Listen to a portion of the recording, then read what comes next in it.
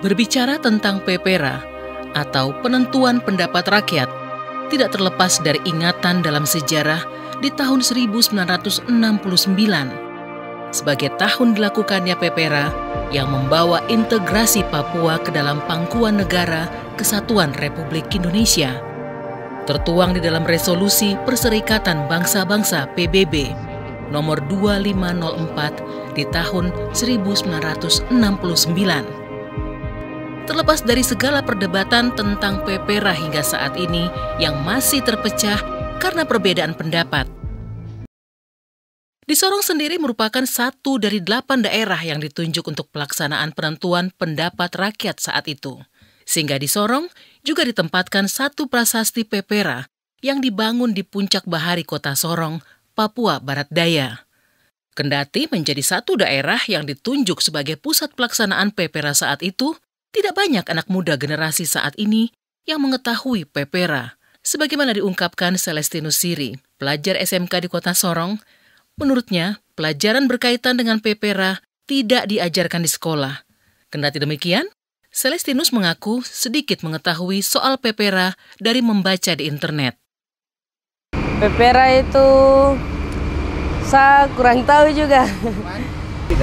Saya terlalu tahu, di sekolah sering dengar kata itu PPRA.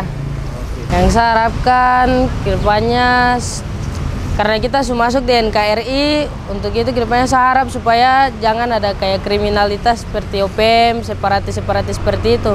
Saya juga mau sekolah dengan baik dan mau membangun tanah ini juga untuk kedepannya. Joyce Kambu, caretaker Ketua DPD KNPI Papua Barat Daya, mengatakan sejarah panjang dalam PPRA hadir menjadi pelajaran untuk pemuda-pemudi Papua saat ini. Terlepas dari penghormatan terhadap masih adanya penolakan atas sejarah PPRA tersebut, generasi muda Papua saat ini harus menyiapkan diri untuk berkompetisi tidak hanya sesama anak Papua maupun anak Indonesia, melainkan dari berbagai penjuru dunia dalam era globalisasi. Yang menjadi catatan penting lagi bahwa hari ini banyak narasi yang muncul pada generasi kalangan kita anak Papua yang merasa bahwa dia juga merupakan warga kelas 2 di tengah-tengah bangsa ini. Walaupun memang ya kita tahu banyak kebijakan-kebijakan dari pemerintah pusat dengan program otonomi khusus.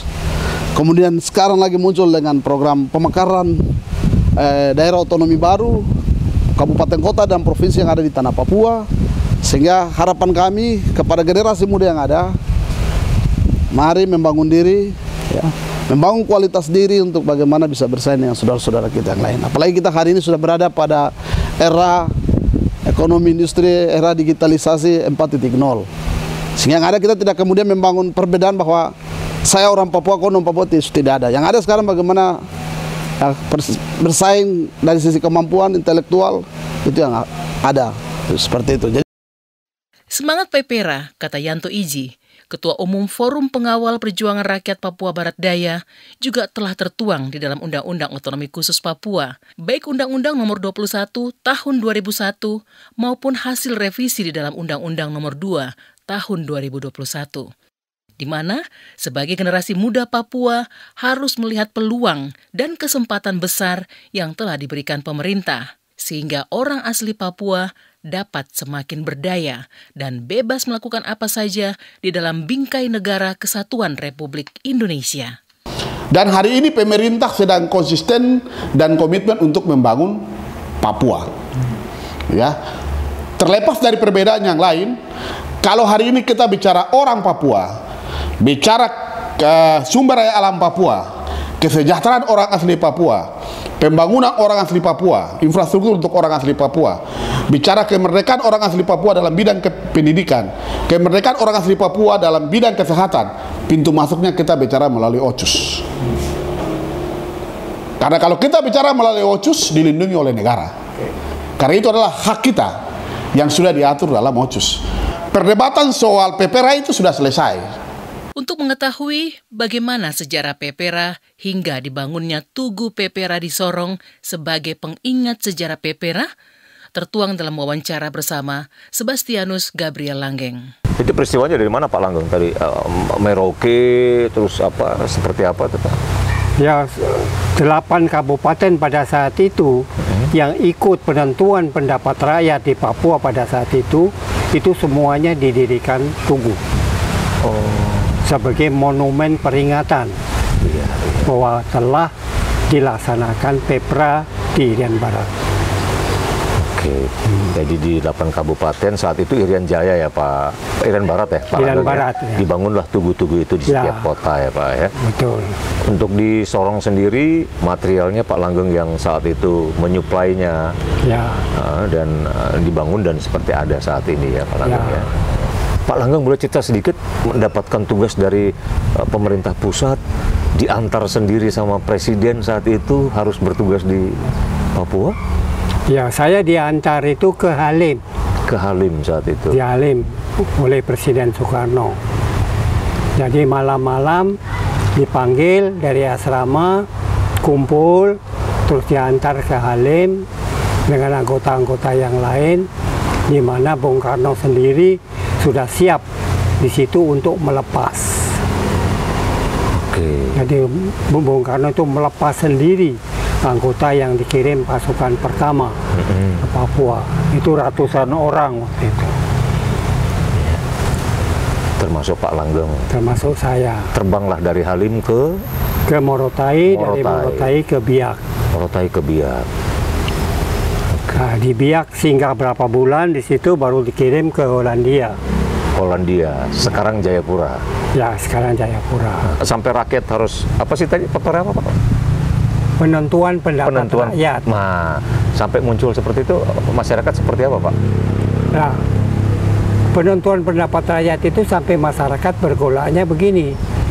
Mereka yang pro RI sejak 17 Agustus 45 menanyakan kepada pemerintah RI mengapa diadakan Pepra, apa Indonesia belum merdeka. Itu pertanyaan mereka. Terus jawabannya oleh pemerintah pusat itu melaksanakan ketentuan undang-undang yang disiapkan oleh PBB. Karena undang-undangnya dasarnya undang-undang di PBB. PBB, ya. Oke. Jadi agreement dari PBB. Oke, setelah rakyat saat itu diberikan kesempatan memilih nih mau di NKRI atau seperti apa, ternyata dari 8 kabupaten di Irian Jaya saat itu semuanya umumnya memilih RI, bergabung dengan NKRI. Oh, inilah cikal dasar awal munculnya Pepra ini Pak Langgeng ya. Oke, dan Pak Langgeng ada di dalam semua peristiwa itu, menyaksikan langsung bahkan ya. Pak Langgeng ya. Kalau sekarang Pak Langgeng lihat kondisi tugu sendiri yang tidak terawat, terbengkalai seperti itu, apa sih yang ada di benaknya Pak Langgeng? Ya, bagi saya itu bukannya pribadi saya ya, tapi saya kembali kepada pemerintah. Karena ini biaya oleh pemerintah, dibangun oleh pemerintah. Nah, mestinya penerus-penerus pemerintah yang ada itu merawat. Karena itu ada faktor sejarah yang kaitannya sebagai mengingatkan kepada penerus generasi muda. Tapi nyatanya terbengkalai seperti itu ya memang secara pribadi ya sedih. Sedih ya Pak ya. Sejarah penentuan pendapat rakyat bisa jadi telah dianggap selesai oleh sebagian orang asli Papua. Namun keberlanjutan sejarah tersebut menjadi tantangan bagi orang asli Papua sebagai wujud keberpihakan pemerintah terhadap hadirnya Pepra guna menjawab berbagai polemik yang terjadi dalam deret panjang persoalan yang terjadi di tanah Papua, terutama dalam mewujudkan keberadaan otonomi khusus Papua untuk peningkatan kesejahteraan orang asli Papua.